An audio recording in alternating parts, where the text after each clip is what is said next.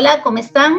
Soy Rebeca Ramírez Hernández, una de las coordinadoras del Club de Lectura de la Caja Costarricense de Seguro Social. En mayo de este año leímos el libro de Viktor Frankl, El hombre en busca de sentido.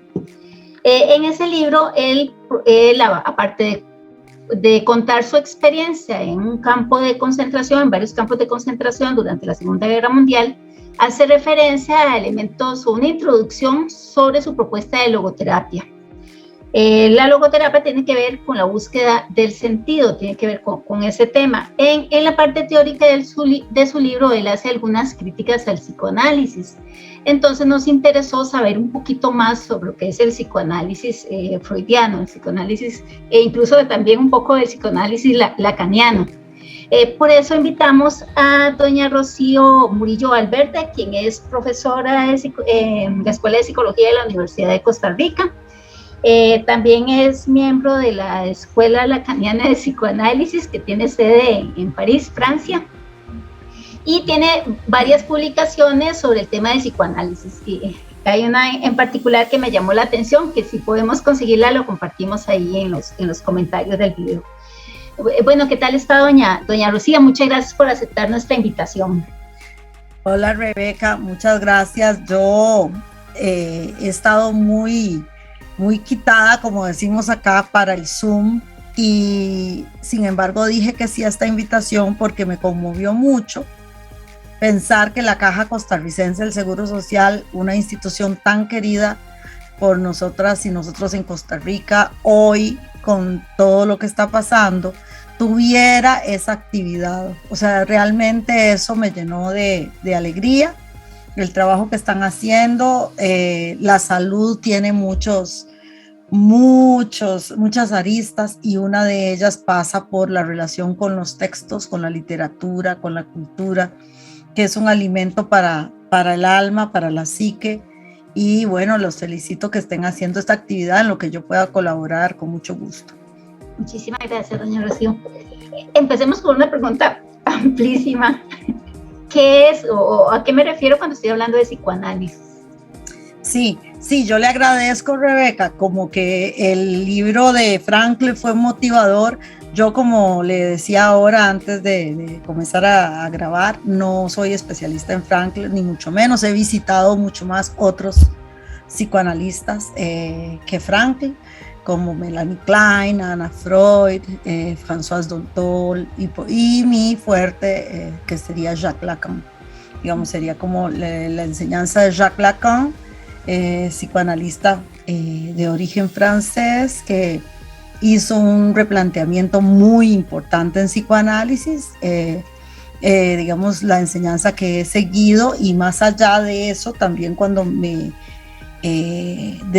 decidí hacerme miembro de la École Lacanienne de Psychanalyse, que es una escuela con siglas ELP, que básicamente es una escuela con sede en París, pero que tiene miembros de Latinoamérica, de Europa, Estados Unidos, Japón incluso, y que es una escuela muy productiva en términos editoriales. Eso es y pueden compartir luego el link, porque en el link de la escuela ahí salen muchas cosas muy interesantes. Tiene gran producción de libros, de textos, y tratando de fundamentalmente hacer andar el psicoanálisis, ¿verdad? Es decir, el psicoanálisis, ante todo, ya para ir a la pregunta en concreto, es una producción cultural, digamos, comencemos por ahí, y tiene como característica que no se puede encasillar, ¿verdad? Porque si decimos que es científico, sí, tiene mucho una lógica científica conjetural, no científica STEM, positivista,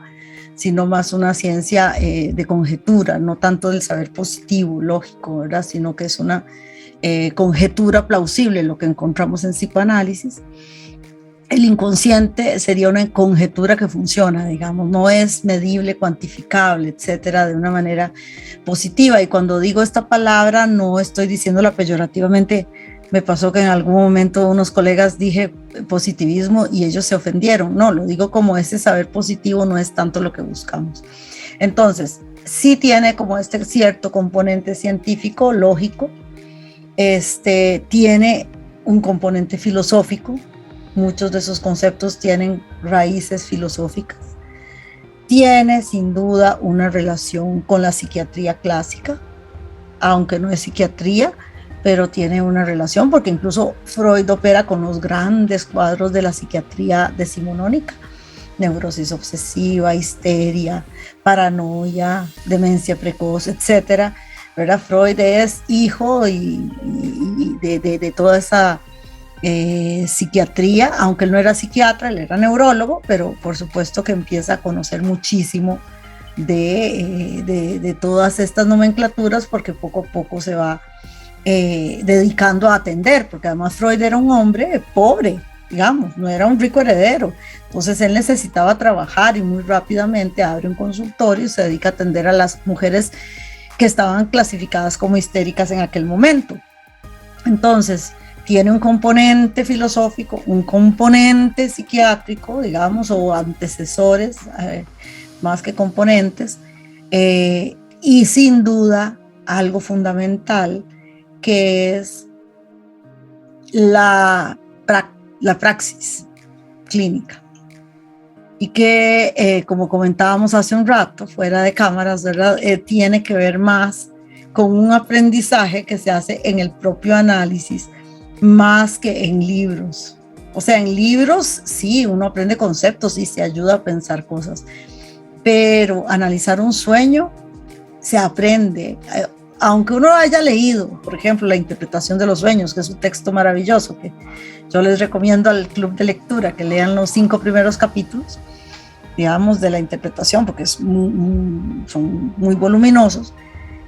Aunque uno haya leído todo el análisis del sueño de la inyección de Irma, que es un sueño muy famoso, que está en la interpretación en los segundo o tercer capítulo. Cuando uno va a análisis y de pronto uno narra un sueño y de pronto a uno le cae, como decimos aquí en el terruño, le cae el 4, uno dice, esto era lo que quería decir Freud.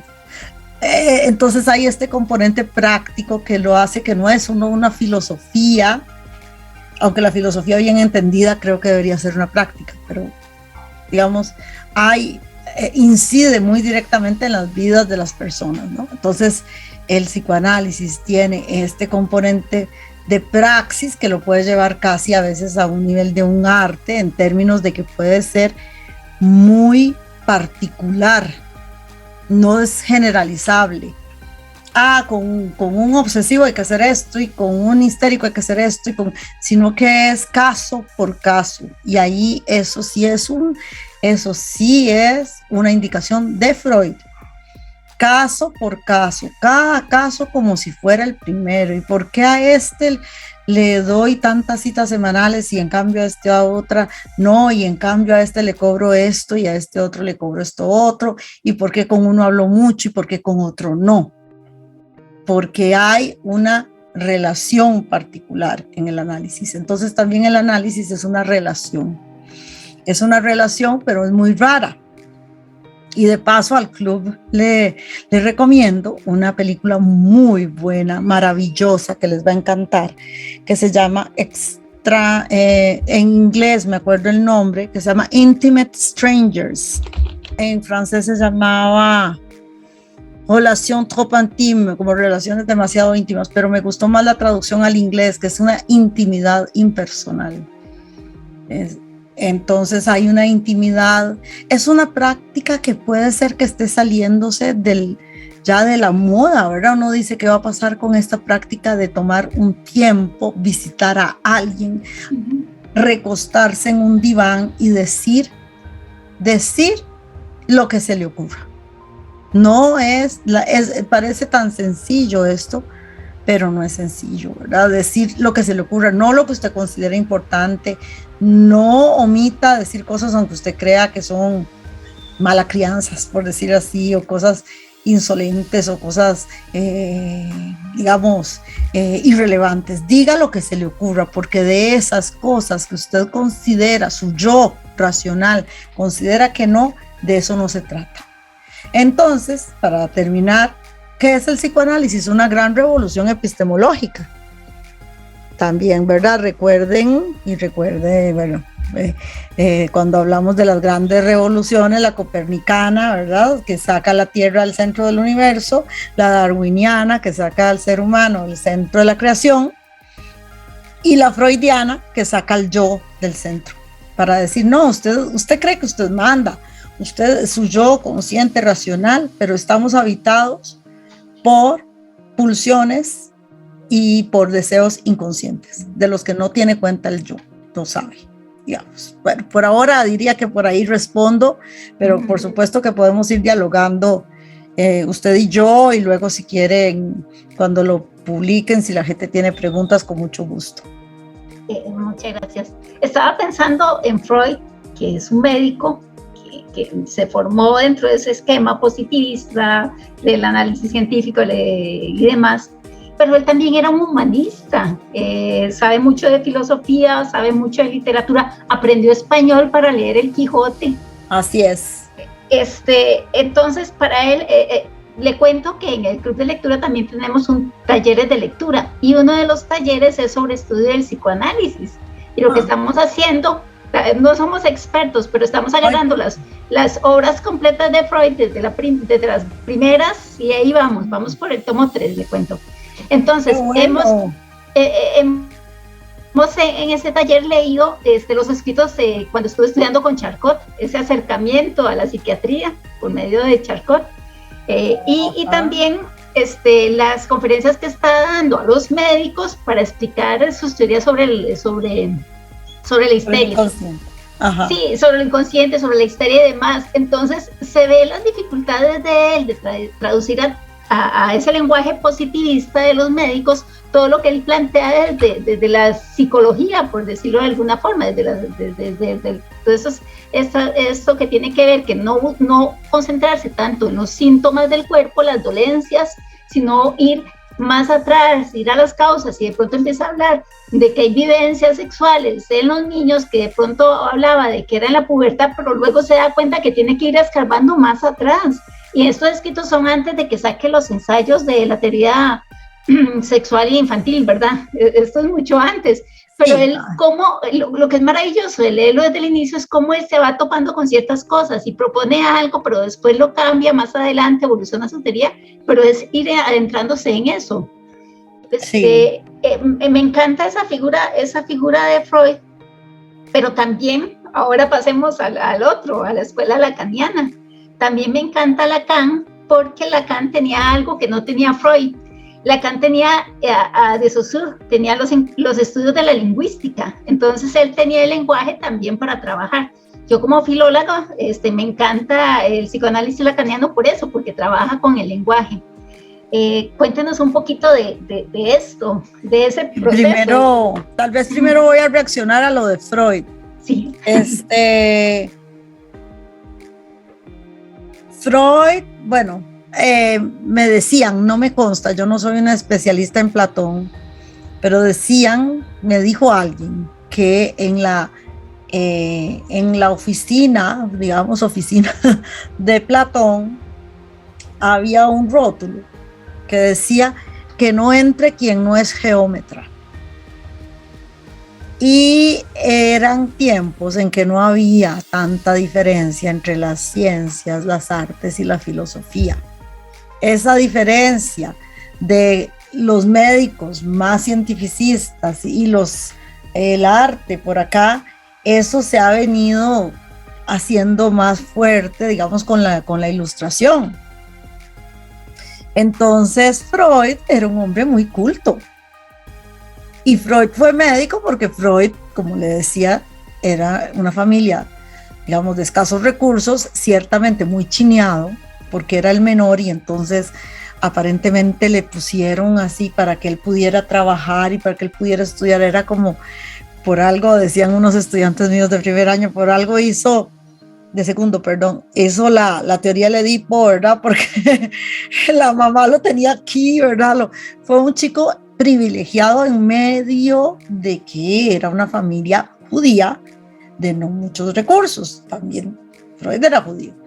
Y entonces Freud decide que estudie medicina, pero no era porque era su gran vocación, era porque no tenía demasiadas opciones y él necesitaba mangiare, ¿verdad? Necesitaba comer y tenía esta novia a la que hizo esperar años, a Marta Bernays, ¿verdad?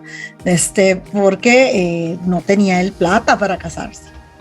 Entonces, Freud era un hombre muy culto y aunque era médico, o porque los médicos de aquel tiempo, y no quiero generalizar, hay médicos que actualmente alimentan mucho el lado artístico y tal, lo que pasa es que también es una profesión tan absorbente que a veces tenemos que recordarles nosotros, y usted ahí, me parece excelente, recordarles, esto también existe, ¿no?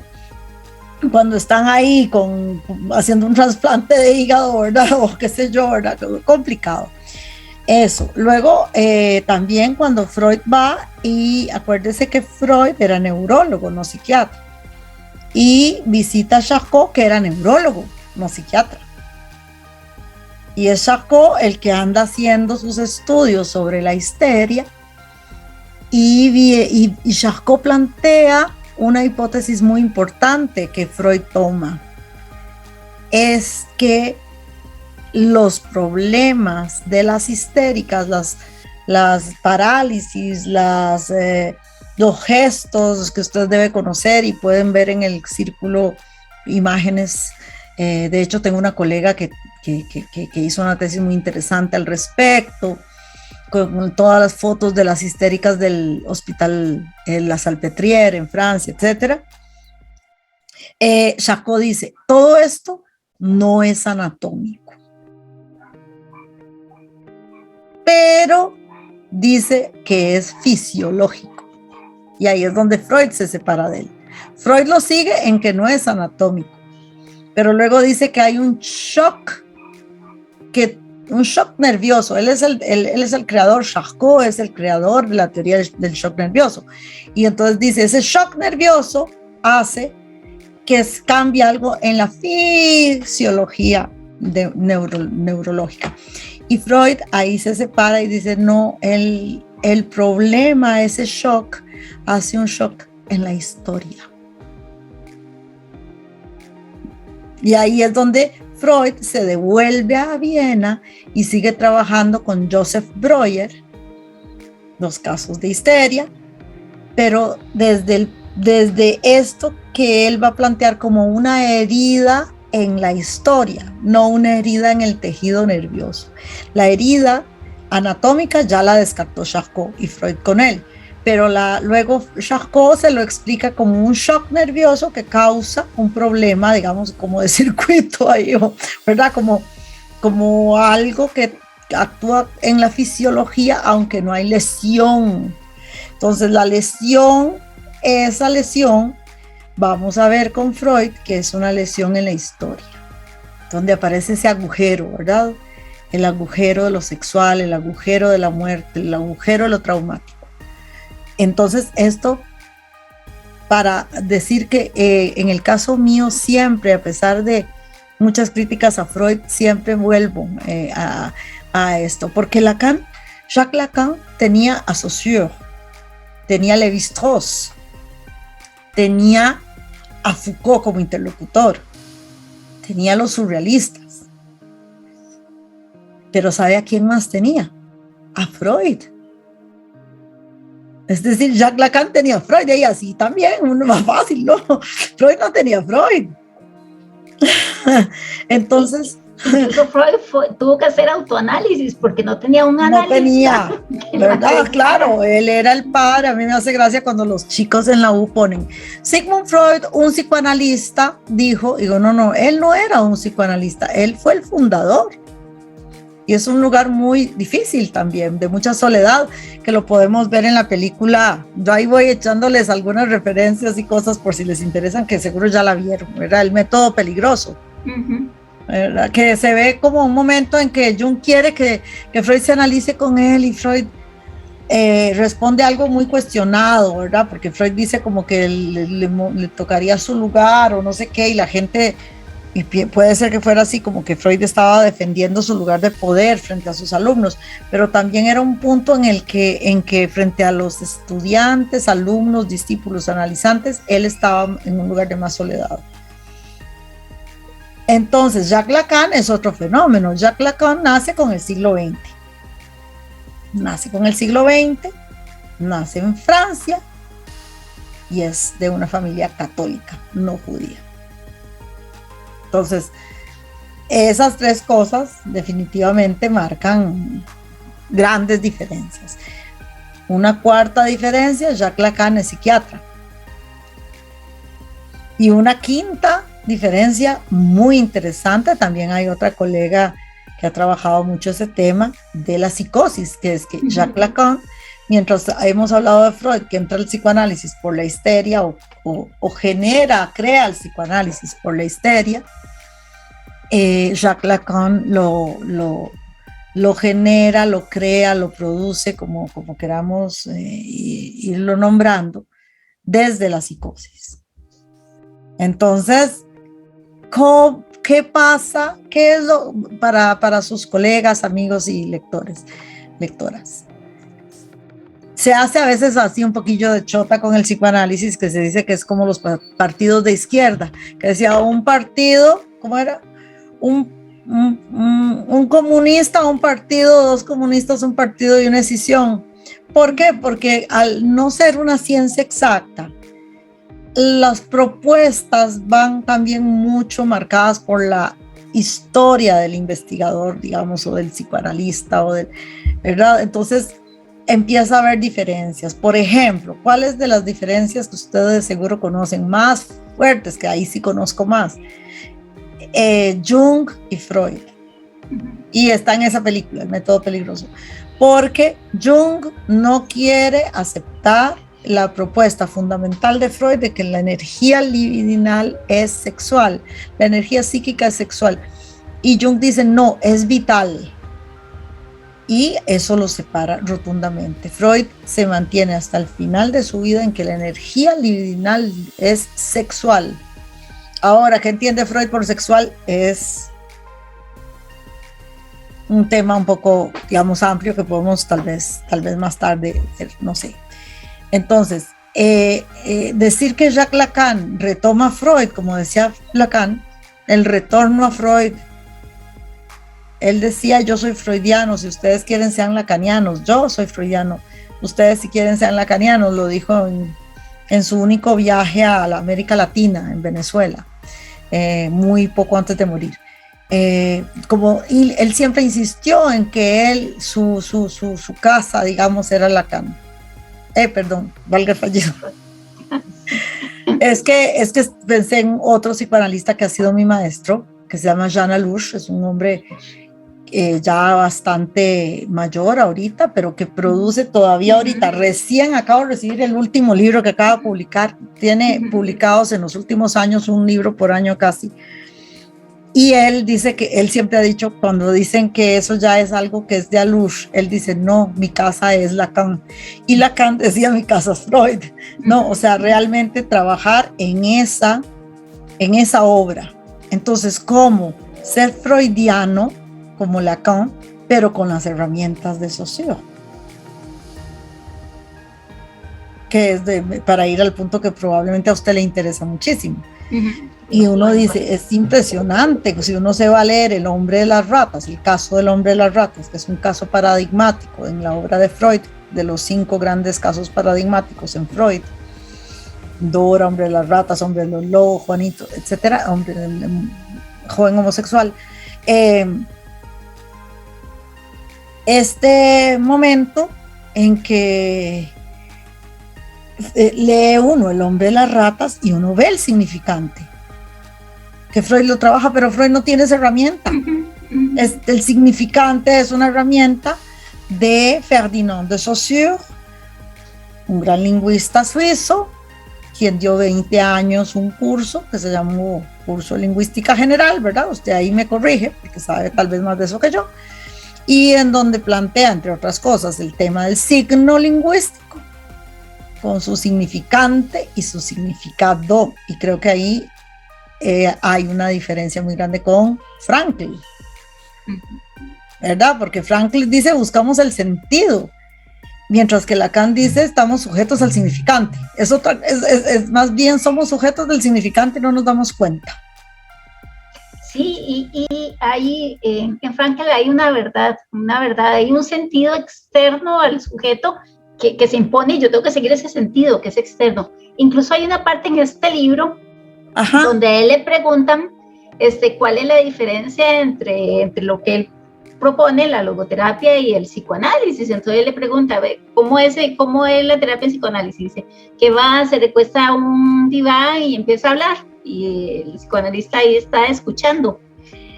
Dice, bueno, en logoterapia es un poco diferente. Usted va al consultorio, se sienta derecho en su silla y escucha lo que el analista le tiene que decir. Va a escuchar, el paciente escucha en la logoterapia. En el psicoanálisis, el paciente es el que habla. Entonces yo creo que eso es fundamental y fue la voz de los primeros pacientes que tuvieron Freud y Breuer, que de pronto dijo, oiga, espere, quiero hablar, déjeme explicarles, porque ellos estaban imponiendo su voz. Fueron los pacientes los que exigieron ser escuchados para que lo inconsciente hablara por medio de ellos. Sí, me deja pensando, porque viera que una de las cosas de las que me cuido mucho porque yo soy profesora de una escuela de psicología muy original en América Latina y casi que en el mundo, que es una escuela que da todos los paradigmas en el grado, o bueno, los paradigmas más y más relevantes, digamos, a nivel de presencia académica, cognitivo-conductual, psicoanálisis, psicología social. Es una escuela que hay que decir que es de las pocas camisetas que me he puesto en la vida, ha sido esa. Aprecio muchísimo lo que hacemos en la Escuela de Psicología de la Universidad de Costa Rica y también como servidora pública me gusta poder colaborar acá, ¿verdad? Como parte justamente de ser de instituciones públicas. Y entonces, una de las cosas que he tratado es de que a veces podamos diferenciar cosas sin decir cuál es mejor. Obviamente que mi patín es el psicoanálisis, pero eso no quiere decir que a alguien no le guste más otra cosa. Y de hecho, un chico una vez me dice, profe, ¿qué sirve más? Es que yo tengo una tía psicoanalista que dice que solo el psicoanálisis sirve. Le digo, no, sirve cuando hay transferencia.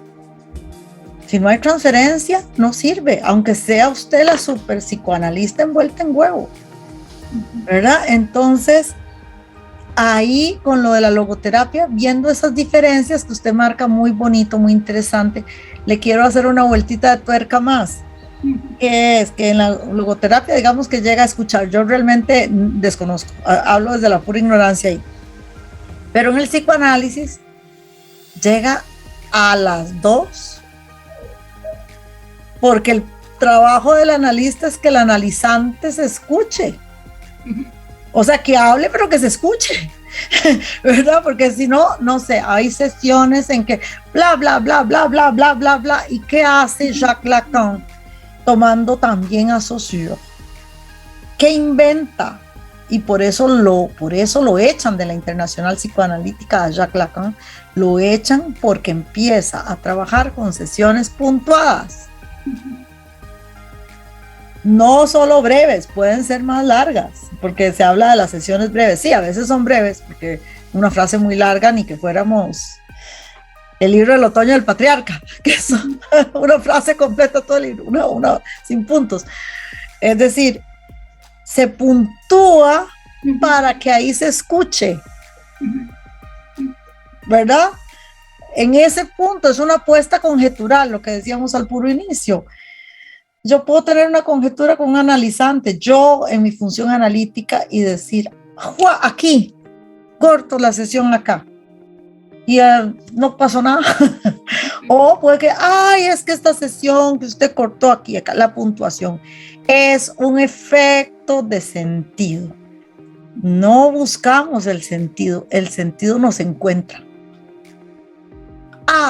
Me cayó el 4 con ese corte. ¿Por qué mi analista me cortó cuando dije que yo quería mucho la cobijita que mi mamá me regaló y que no me despego de la cobijita ahora que tengo 30 años? Y ahí cortó. ¿Por qué? me voy, pero ¿por qué? Y además son cortes un poco rudos, ¿verdad? No es como, bueno, entonces saludos a la familia, esto no es un corte de sesión, chao, ¿verdad? No es por grosería, es para que el corte quede efectivo ahí sonando, sonando. Entonces esto es Saussure, ¿verdad? Que dice que el sentido no es único, que el significante tiene sentido cuando hay otros significantes. Si yo le digo a usted, ya usted lo requete sabe, ¿verdad? Rebeca, vamos a tomar un café. Sería muy cómico que usted me diga, no me gusta el café. No me gusta. O sea, entendemos que lo que le estoy diciendo es, vamos a conversar. Ajá, cierto. O si le digo, sembremos un café, usted no va a venir a sembrar una taza de café, sabe que es una planta. O qué lindo sus ojos café, y entonces sabe que es el color. Entonces el café, el significante café, cambió de sentido según está rodeado de qué significantes. Y de ahí que el sentido se produce, no se busca. Es una sorpresa.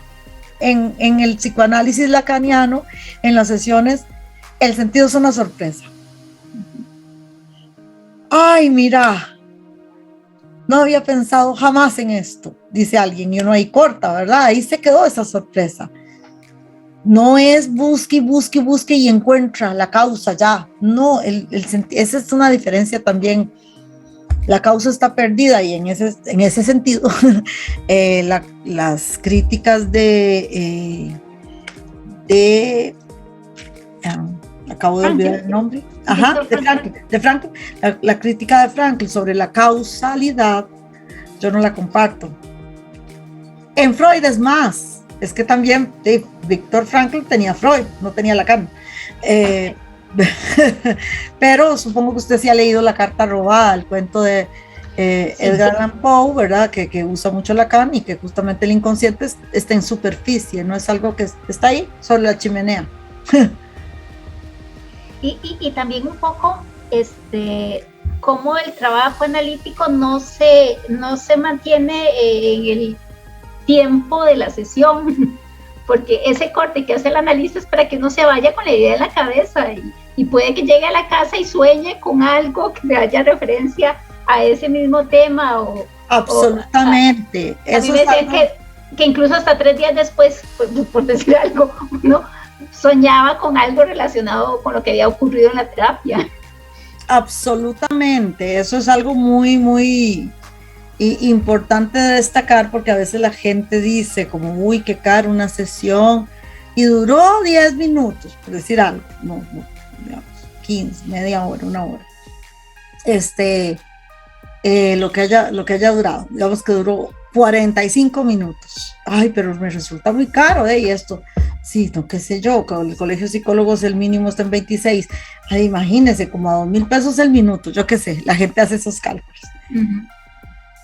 En realidad lo que se paga se pagan muchas cosas, ¿verdad? El tiempo de la persona, que destinó un tiempo, no podemos hacerlo sin un tiempo, el espacio, que cuesta mantenerlo, su formación, que no es solo académica, es su análisis. Ajá. Pero sobre todo el corte para que relance. Entonces hacen una broma de que la gente dice, estoy en análisis, así pegado, en análisis. Estoy en análisis, ¿verdad? La persona está en análisis permanente. Sí, sale y lo que paga es ese motor. Viene y vuelve a irse, sigue produciendo. ¿Y qué aprende uno cuando termina su análisis? Entre otras cosas, yo diría que a leerse y a escucharse. Yo sueño algo ahora, después de años de análisis, y como muy rápido se me vuelve un poquito como menos opaco el sueño. Como muy poder leerlo, ¿verdad? Creo que tiene por ahí esto con respecto a la diferencia entre escuchar y decir y con lo del sentido. Vio cómo nos salió por ahí, ¿verdad? O sea, es más, no busco, encuentro, como decía Picasso, ¿verdad? Es más bien como que uno encuentra el sentido lo atropella a uno, más bien. Exacto. Pues sí, en eso pues de pronto hay cierto acercamiento, solo que la forma de llegar es diferente, tal vez. Es que una cosa es, por ejemplo, vea que duro, voy a poner un ejemplo durísimo. El sentido de mi vida son mis hijos. Y recuerdo un caso que a mí me estremeció tanto, que vi en unas noticias hace años, de un señor que iba caminando por no sé qué lugar de Estados Unidos con su familia. Y vaya usted por qué su familia camina sobre una de las pocas minas y perdió a todos sus hijos y su esposa.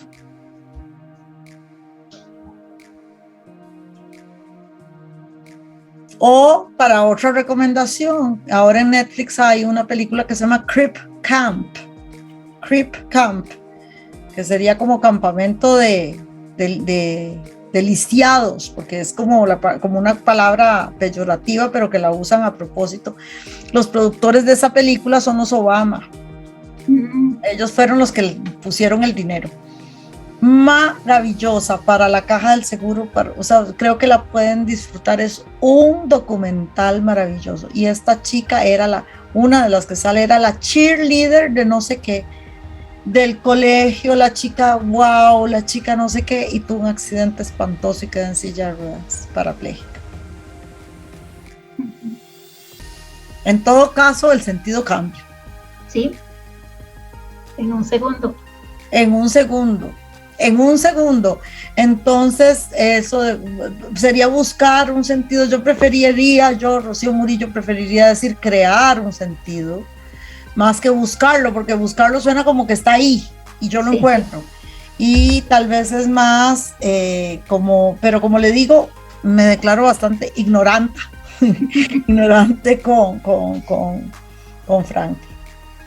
Sí, no, y debo confesar que cuando fue seleccionado el libro, los libros que leemos en el club son seleccionados por votación de los miembros. Levantamos una lista con las sugerencias de todos los integrantes del club y votamos, y lo que sale es lo que leemos. Y la única regla que tenemos es que intercalamos lecturas de autores costarricenses. Maravilloso. Entonces, qué lindo. Para no perder lo nuestro, ¿verdad? Ajá. La gente estaba muy contenta con esto, porque en realidad es un libro que les da mucho sentido. Sí, el título lo dice. Les da sentido, claro. Entonces yo creo que más allá, y quizás eso sea lo positivo de la Escuela de Psicología de la UCR, que muestre tantas posibilidades que hay para acercarse a las personas, para que las personas puedan tratar sus dolencias del alma, para utilizar las palabras de los psicoanalistas. Cristeva lo dice mucho en su libro, refiriéndose a la psique, al alma. Sí, las nuevas enfermedades, las nuevas enfermedades el libro Las nuevas enfermedades del alma, sí. Que al fin y al cabo es por ahí donde vamos, en aprender a vivir con eso que nos molesta, porque, o sea, podemos haber tenido traumas a lo largo de nuestra vida, pero es en el momento en que empiezan a impedirnos vivir con normalidad que necesitamos recurrir a la ayuda de alguien, a la ayuda de alguna terapia, de algo que nos ayude. En realidad le voy a decir algo que no sé si le agradará o no, pero yo sí realmente creo que el psicoanálisis no es una terapia. O sea, es una terapia en términos de efecto, sí, tiene un efecto terapéutico, pero el psicoanálisis es una investigación. Es como, si se quiere, voy a ponérselo más sencillo, más pata en el suelo. Se me viene la palabra en inglés, no fue tan sencillo, workout. Pero un workout, así como la gente dice, voy al gimnasio y no, ¿así cuánto? Sí, toda la vida he ido al gimnasio 2 veces semanales, porque se ejercita. Bueno, ¿cuáles son los espacios para personas aún creyentes que tienen a veces, qué sé yo, su misa o su culto o lo que sea semanal, para alimentar el alma, para pensar su existencia, para producir su existencia? Yo creo que lo que tenemos en la vida es un tiempo, un espacio-tiempo y un chance de cómo nos producimos. Entonces, ¿verdad? Uno dice, sí, yendo al mall a comprarse un montón de maquillaje, pues puede ser. De repente que alguien quiera, yo no tengo un prejuicio ahí, como a veces, eso es superficial, ¿qué importa? Hay gente que de repente por ahí se inventa, se reinventa, en comprarse algo, una ropa, una bicicleta, unos tenis, yo qué sé. Pero la parte de la existencia, yo veo que es algo que descuidamos mucho no sé si es mundial, ¿verdad? Pero en Costa Rica, entre que también somos un país pobre, la gente trabaja mucho en Costa Rica, yo creo que, y a veces no nos queda tiempo para el ocio. Y el ocio es la madre de la invención, no solo la madre del vicio, como decían, es la madre de la invención, de poder darse un tiempo para ver qué es lo que quiero lo que tengo lo que quiero, deseo lo que quiero lo que deseo. ¿Verdad? Estoy caminando hacia mi deseo o siempre me hago zancadillas. Entonces, sí, claro que aporta un concepto muy amplio de salud mental, pero no en un sentido de un alivio. A veces el psicoanálisis, más bien, la terapia tiene que ver más con el alivio. A veces inquieta, por eso no todo el mundo se analiza, ¿verdad? Porque inquieta. Pucha, yo tengo, qué sé yo, una carrera de años aquí y allá y de pronto se me metió como que quería ser pintor. Me estoy pensando ahora en Paul Gauguin, ¿verdad? Un famoso pintor francés que de repente un día dice a los pastores, ¿verdad? Y me voy a pintar a las islas de no sé dónde. Y dejó una carrera supuestamente muy exitosa. Entonces es inquietante porque le mueve, ¿verdad? Mueve. Más bien, si estoy en lo que quiero o no, tengo solo una vida. No practicamos tanto esto de que hay muchas vidas, tal vez las hay, pero trabajamos en esta. Pues en esta en la que hay que trabajar. Bueno, doña Rocío, muchísimas gracias por conversar con nosotros este ratito. No, muchas gracias a ustedes, me ha dado mucho gusto conocerla y conocer el proyecto. No